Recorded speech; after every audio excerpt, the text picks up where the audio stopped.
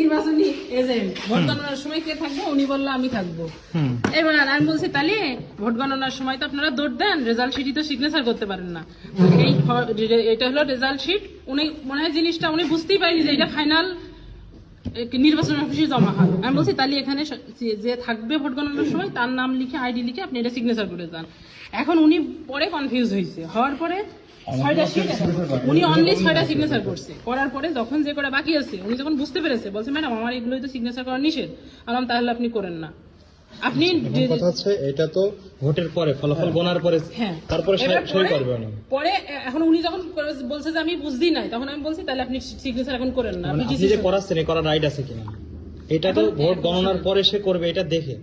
এখন দেখা যাচ্ছে উনি স্বাক্ষর করে দিল, উনি চলেও গেল, ভোট কার কত পেয়েছে না জানি তো নির্বাচনের সময়, নির্বাচন ভোট গণনার সময় থাকবে উনি।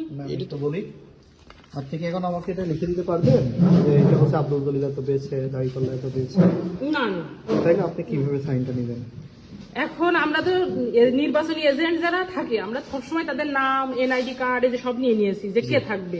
এখন উনি থাকবে বলেই আমি এটা তার নাম লিখে নিয়েছি। অবশ্যই আপনার কথা ঠিক আছে, কিন্তু আপনি যে আপনার ইচ্ছা মতো লিখবেন না। আচ্ছা সরি, এর জন্য আমি ওনার সাথে লেখা না, এখানে লেখাটা বিষয় না, স্বাক্ষরটা আপনি কিভাবে করেন লিখে রাখতে পারেন, জমকমক থাকছে তখন তার ততটা নিতে দেরি হবে ভাই। এই যে এই পর্যন্ত লেখা থাকবে, স্বাক্ষরটা আপনি কেন করালেন? আমি তাকে বলেছি আপনি লিখে এটা আপনি দেখে স্বাক্ষর করেন। এখন উনি বলছে কি যে আমি ওনার নরমালি বলে দিয়েছি এগুলো সব আপনি আপনারটা লেখেন। এখন উনি যখন স্বাক্ষর করেছে তখন উনি বুঝতে পেরেছে যে রেজাল্ট। আমি বললাম আপনি করতেও পারেন নাও পারেন, উনি বুঝতে বলছে স্বাক্ষর করে আপনি করতে বলেছেন, মানে উনি ফর্মটা বুঝতে পারেনি। এখানে তো ওনারা এসছেন, কিন্তু আপনাকে অফার করার রাইট আছে কিনা আমিও বুঝতে পারিনি যে উনি ফর্মই বোঝে না।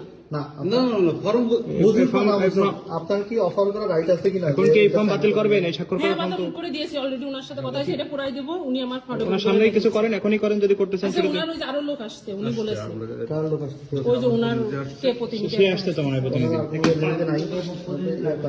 না মানে আমি এটা ফটোকপি করে, আমি এখন তো দোকান খোলা নেই, আমার লোক ফটোকপি করলে তো এটাই করবেন আর কি, আপনি প্রিন্ট করার ব্যবস্থা করেন। এটা তো পড়াই ফেলবো, ব্ল্যাঙ্ক কপি থেকে ফটোকপি করেন। ফটোকপি করতে পাঠাইছি। আচ্ছা ঠিক আছে, এটা পুরাই দিব ওনার সামনে, ওনার এখানে বসায় রাখছি। ম্যাম এটা তো আসলে ঠিক না, অর্থনৈতিকভাবে এটা ঠিক এখন উনি যে বুঝতে পারিনি আমিও বুঝি। আপনি আমাকে ফোনে বলছেন যেটা আমরা এরকমই করে থাকি।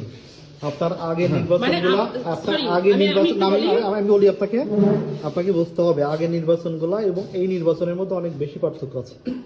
প্রশাসনের এমন কোনো কর্মকর্তা এই পর্যন্ত লিখতে পারবো না। এই পর্যন্ত পারবেন, স্বাক্ষরটা তো ঠিক ছিল না, বাট সাইন হবে না।